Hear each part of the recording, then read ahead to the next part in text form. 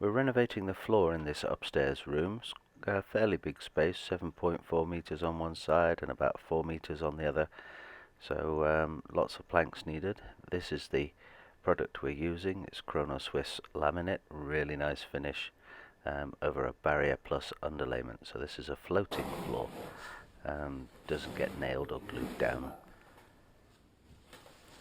The plywood floor as installed was not perfect. There was a seam or ridge in the middle that was going to prevent the laminate from going down smoothly, so we're smoothing that out before we start with the laminate, using a router, a 19mm bit and a sled or jig made out of pieces of the actual laminate material.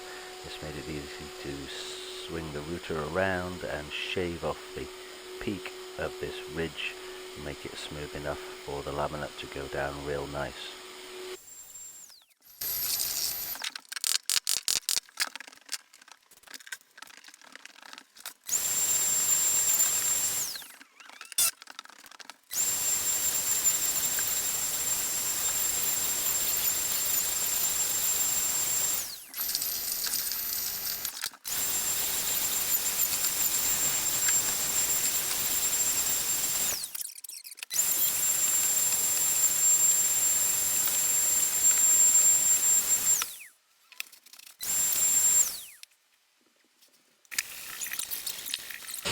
This hand sanding wasn't really necessary for the purpose of the exercise, but it made it look nice before we start laying the product down. The router had made a real nice job of smoothing out that ridge, so we got a perfect surface there to work with. So now it's time to measure up, and in the center you can see where we've taken out the ridge of the plywood between the two sheets. I'll make a center mark and then use some offcuts of laminate to establish from the center all the way to the side where I'm going to start laying the plank so that it will come centered. There's two conceivable scenarios. Your center run of laminate will be centered over the middle of the room, or the two middle runs of laminate will be either side of that center line. It's good to establish this before you start putting planks down, because it's difficult to move things later on.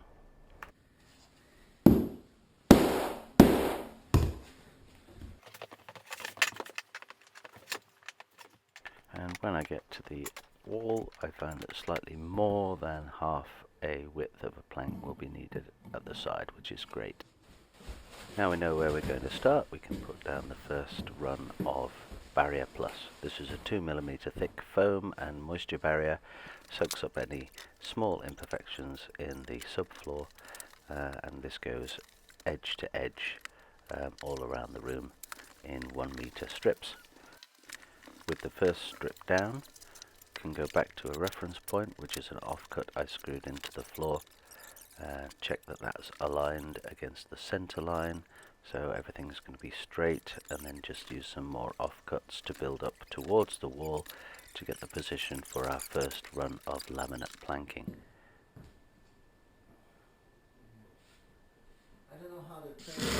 Screw that in to make sure it's not going to move.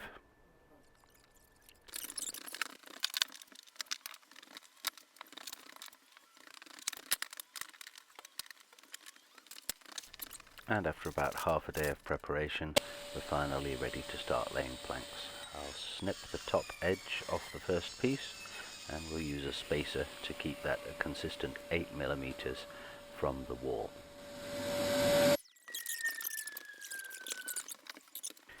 With the first piece in place, measure the distance to the wall from its end, subtract 8mm, cut to that length, and it just slots in perfectly. For the next few runs, we'll carefully use these offcuts to keep everything aligned until the floor has got some weight and it won't move around on its own easily.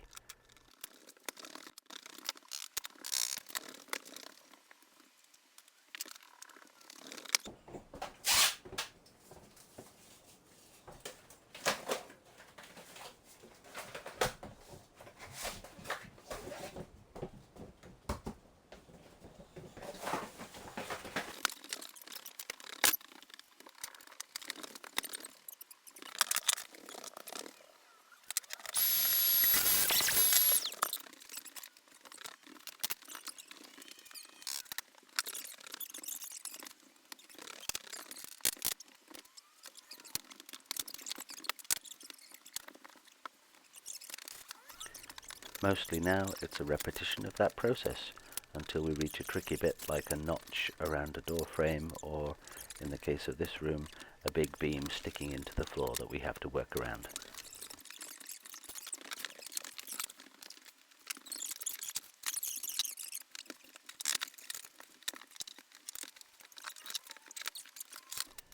We've got 3 rows of laminate down here, and it's time to clear away the offcuts and install another strip of Barrier Plus underlay.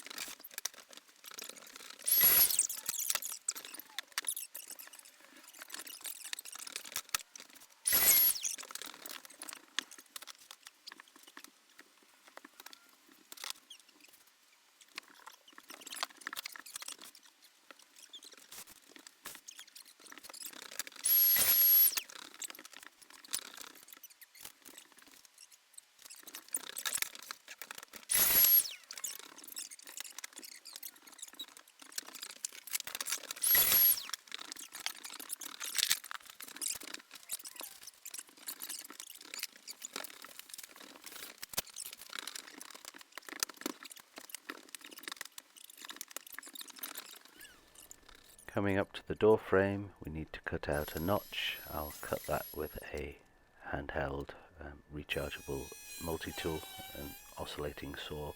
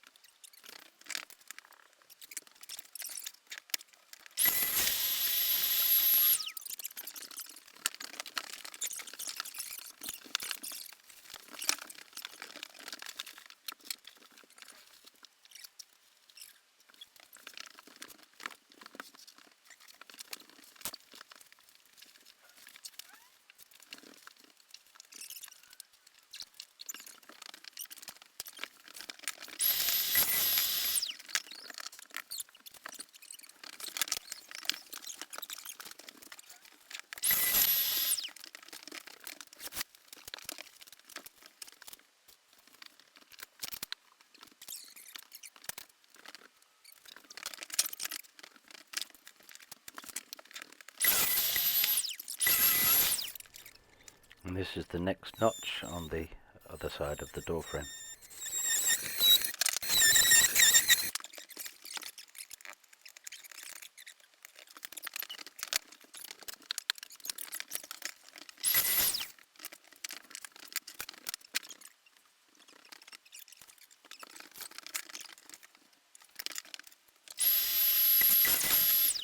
Now we meet the beam, and we've got to make a cutout, a big U-shaped cutout to drop around the beam, and then just put a plug in the back.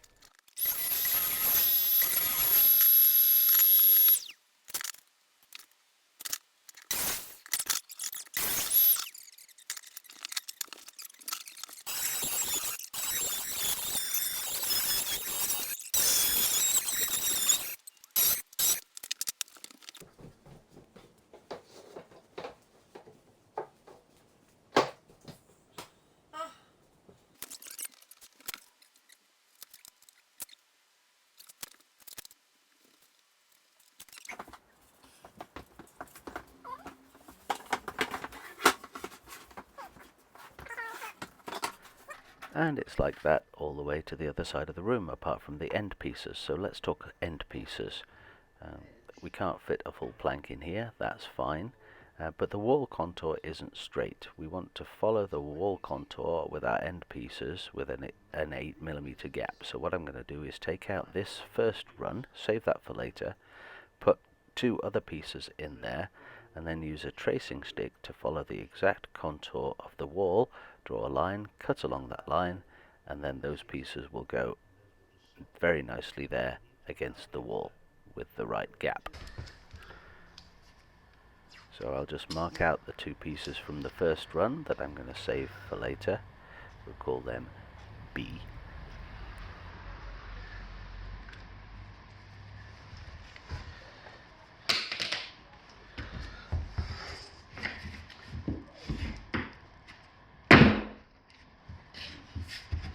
So pop these pieces out, I'll put them to one side and replace them with 2 new pieces with a joint in a slightly different position.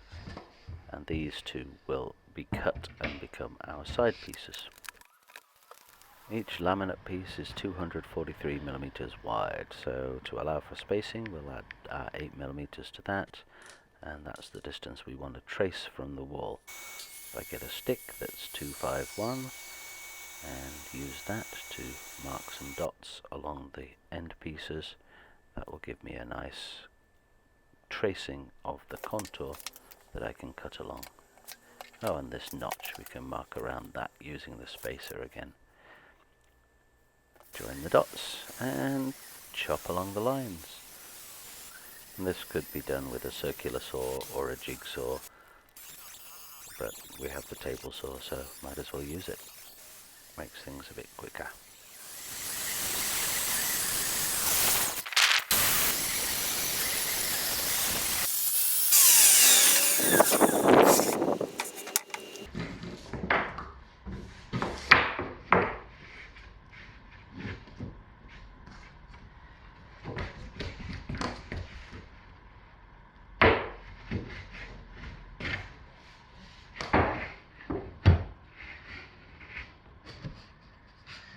Yay!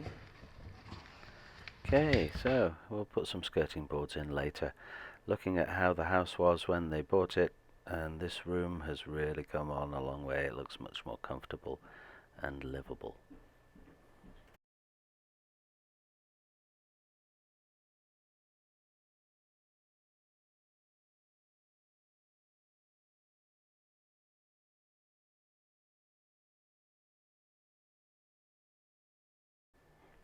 Thanks so much for watching. Well, we have a lot more work to do on this house, and we'll try and make more videos, so if you want to see them, you know what to do. Hit the like button and subscribe. Leave us comments, the sort of things you'd like to see, or if you have questions. And yeah, we'll see you next time, I hope. And mind your fingers.